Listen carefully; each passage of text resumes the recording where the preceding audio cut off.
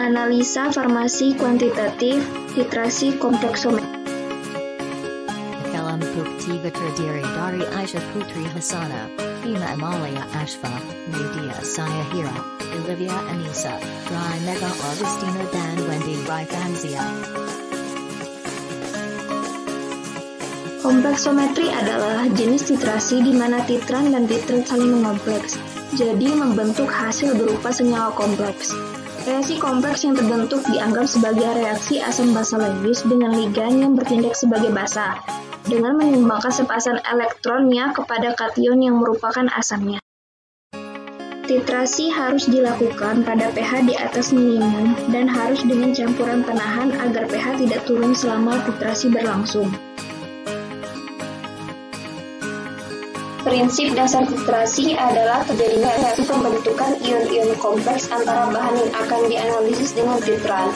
Terdapat dua cara dari jenis titrasi kompleksometri ini, yaitu Liebig dan Schwarzenbeck. Cara Liebig menggunakan ligan monodental sebagai pengkelat, sedangkan pada cara Schwarzenbeck menggunakan ligan polidental. Metode kerja pembakuan larutan standar primer dengan cara 12,398 gram MgSO47H2O dilarutkan dengan aqueous sampai 1000 ml, lalu dikocok hingga homogen.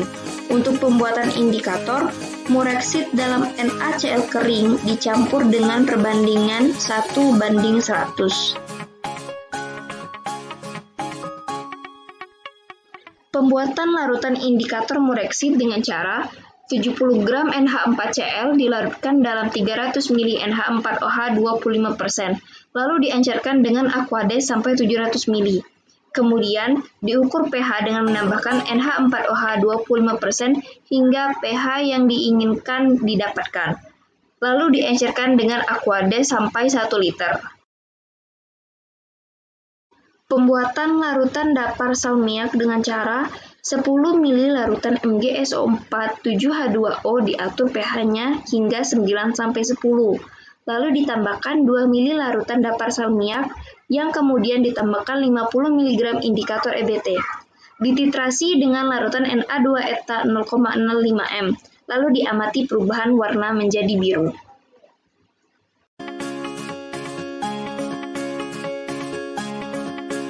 Pembakuan Na2-eta dengan cara 10 ml larutan MgSO4 7H2O diatur pH-nya, kemudian ditetapkan dengan penambahan NaOH4n.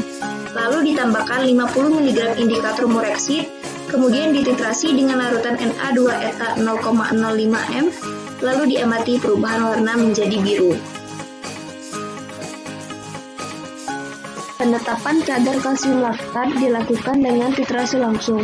10 ml aqueous dipipit ke dalam Erlenmeyer, kemudian diukur pH-nya hingga 9-10, ditambahkan 2 ml buffer salmiak dan 50 mg indikator EBT, dan ditambahkan 10 ml etan 0,05 m. Kemudian dititrasi hingga terjadi perubahan warna dari merah menjadi violet.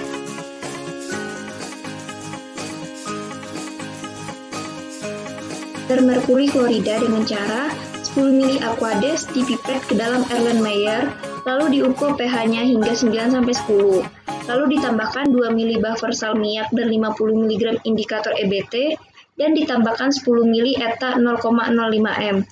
Dititrasi kelebihan eta dengan larutan baku MgSO4 7H2O. Indikator EBT digunakan untuk titrasi langsung dan mureksid digunakan untuk titrasi kembali.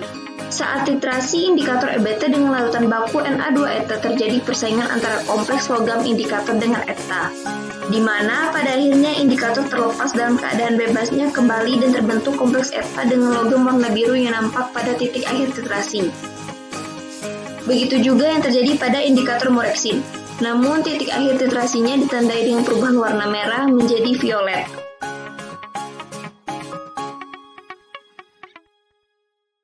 Data hasil pengamatan yang didapatkan pada praktikum kali ini yaitu pada pembakuan Na2-eta dengan MgSO4H2O, volume rata-rata yang didapatkan sebesar 9,76 ml dan didapatkan hasil sebesar 0,1 n.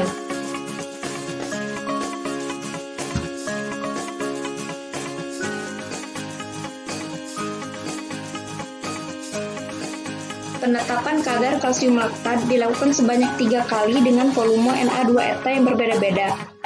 Pada percobaan pertama, Na2-eta yang digunakan sebanyak 16,2 mili dan kadar kalsium laktat yang didapatkan sebanyak 2,5%.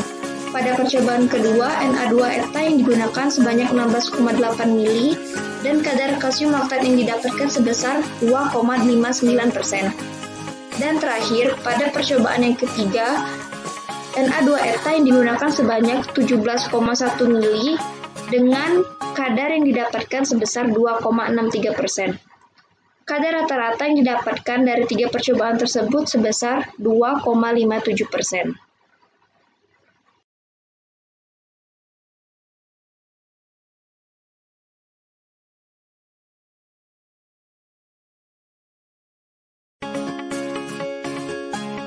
Sama seperti sebelumnya, penetapan kadar merkuri klorida juga dilakukan sebanyak 3 kali dengan volume Na2-eta yang berbeda-beda. Pada percobaan pertama, Na2-eta yang digunakan sebanyak 18,3 mili dan kadar merkuri klorida yang didapatkan sebesar 2,48%. Pada percobaan kedua, Na2-eta yang digunakan sebanyak 18,4 mili dan kadar merkuri klorida yang didapatkan sebesar 2,5%. Dan pada percobaan terakhir, Na2-eta yang digunakan sebanyak 17,9 mili dan kadar yang didapatkan sebesar 2,43%. Kadar rata-rata yang didapatkan dari 3 percobaan tersebut sebesar 2,5%.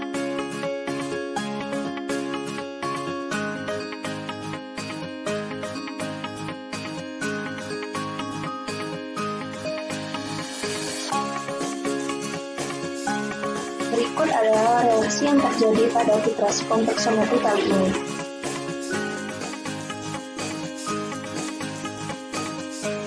Kesimpulan yang didapatkan dari praktikum kali ini adalah yang pertama, prinsip dari titrasi kompleksometri antara lain terjadinya reaksi pembentukan ion-ion kompleks antara sampel yang akan dianalisis dengan titrat. Yang kedua, kadar kalsium laktat yang didapatkan sebesar 0,25 gram, 0,259 gram, dan 0,263 gram dengan persen kadar sebesar 2,5%, 2,59%, dan 2,63%.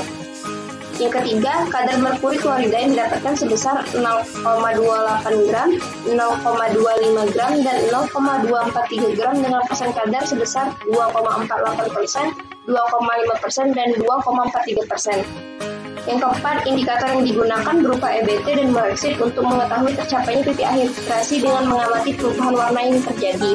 Dan yang terakhir, senyawa kompleks yang terbentuk memiliki kestabilan tergantung dari sifat kation dan pH dari larutan sehingga titrasi harus dilakukan pada pH tertentu.